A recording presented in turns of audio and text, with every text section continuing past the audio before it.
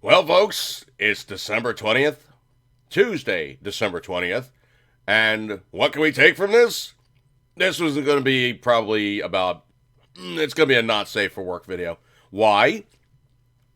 Because those disgusting fucking libtards lost their asses. They did not win the game. They tried very valiantly. They bullshitted everybody. They lied out their asses. They tried to blame the Russians. They tried everything they possibly fucking could to insert the most horrible choice for a president in the United States ever.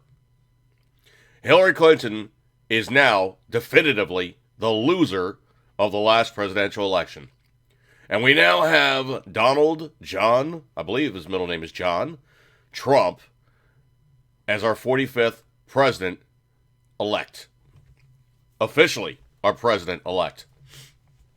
Still has to be inaugurated, but as of 1 January 17, we finally get to say goodbye to the Kenyan, half-bred, mongrel, Arab-loving, socialist, community organizer, piece of shit, Barack Hussein Obama. I'm just fucking tired of these people. I'm tired of all their snowflake-triggered bullshit. I'm tired of the whining.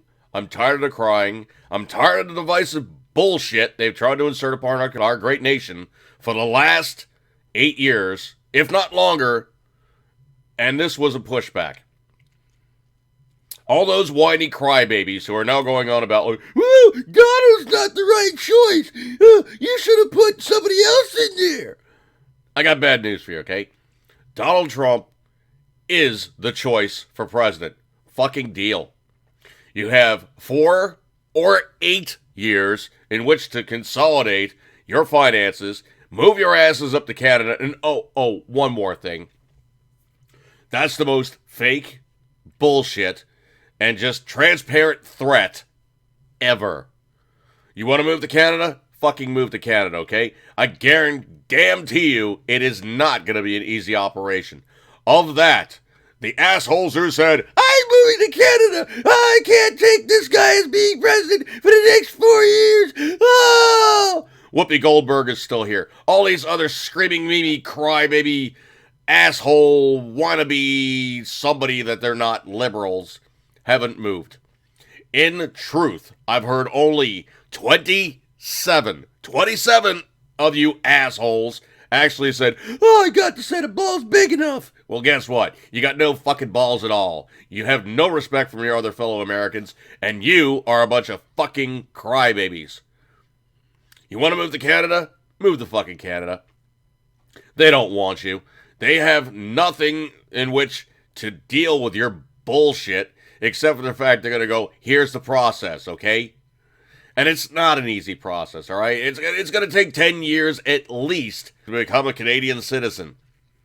It's not an easy process. You have an easier time moving to some third world bullshit place in Africa or the Middle East or some other just oriental hellhole. You would have an easier time moving there. You know what? In fact, I suggest you actually move to one of those hellholes. Have a blast. We're not going to fucking miss you. You're a piece of shit. You've contributed nothing to the nation in the last 8 years, other than inserting your piece of suck to make it worse for all other Americans.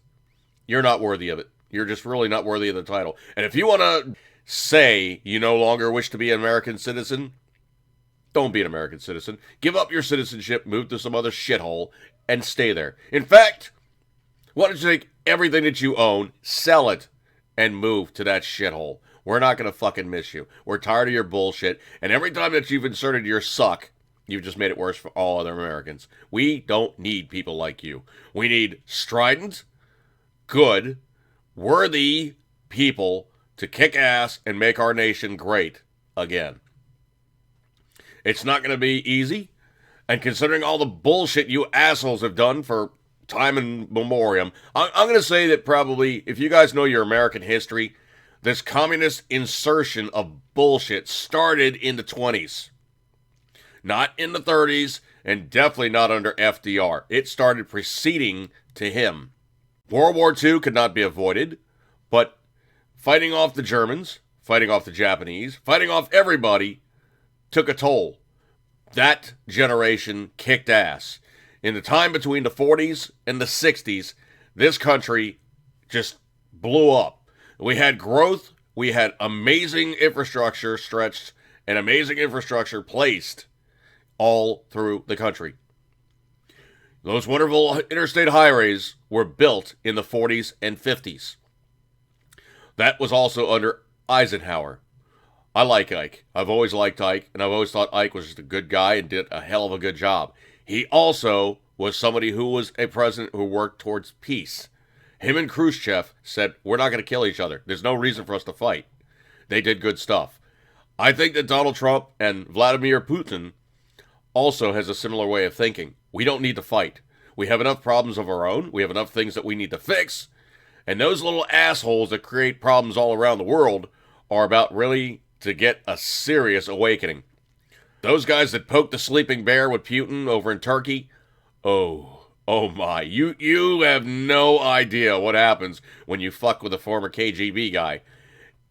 And Putin is a former KGB guy. He is not going to be somebody to fuck with. Benjamin Netanyahu is also not a guy to fuck with. Mike Pence and Donald Trump are huge supporters of Israel. Netanyahu now has a president in the United States for the first time of his term in office who is positively going to work towards helping make Israel a secure and very, very well helped friend of the United States. And I don't even want to hear all this bullshit. Oh, well, the Zionists are this, and the Zog, this, that, and the other thing, and all this anti-Semitic horse shit. There's a phrase I post very frequently on Facebook, and the phrase is Am Yisrael Chai. And it basically translates as Israel's people live. So basically, it translates as long live Israel. And I say it stridently, and I say it whenever possible. I am Jewish on my mom's side, which makes me a Jew. So I am absolutely for the preservation and the best things that could ever possibly happen to make Israel be there. Now, people go, oh, Zionist this, Zionist that. The reason why there's such a thing called Zionism is the Zionists are Jews who want Israel to be there for when Christ returns. Then the Messiah, or the Messiah, will be recognized. That's why the Zionists are so hardcore about preserving Israel. So, what can we take from this? We now have a new president getting ready to be inserted in office. We have an old president basically creating as many problems, little bullshit things as he possibly can. And Donald Trump already said, my first day in office, I am removing all those executive orders. So, Obama, have fun. Kick ass as much as you think you're going to, because your bullshit is only going to be in process for just a little while, and probably before it really comes into full fruition, it's going to be removed. So, have a blast. And Congress and Senate has already said, any of your bullshit that we don't like, we're not funding. So, coming into office, there's going to be a budget. I guarantee you there's going to be a budget of which the Congress, the Senate, and now the White House will be fully aligned with Republicans. And those Republicans who are in office have been put on notice. You fuckers don't play games, or else it's your ass next. Well, you can be replaced, and you can be replaced by somebody who's going to do a better fucking job, because we don't need asshole, rhino, establishment, dickheads fucking shit up further. That was the major pushback in this election, because Donald Trump is not rhino. He's not establishment, and most importantly, he is his own man. And I think he's going to do an amazing job, and I look forward to seeing him in the White House, and all you people that voted for him, and all you friends and family that did all the good stuff to get him elected, you magnificent bastards. You did it. All right, folks, I'm going to break all of this one. Eat good, keep tendering as always. You know it, you love it. Donald Trump in the White House, never a bad thing. See you guys.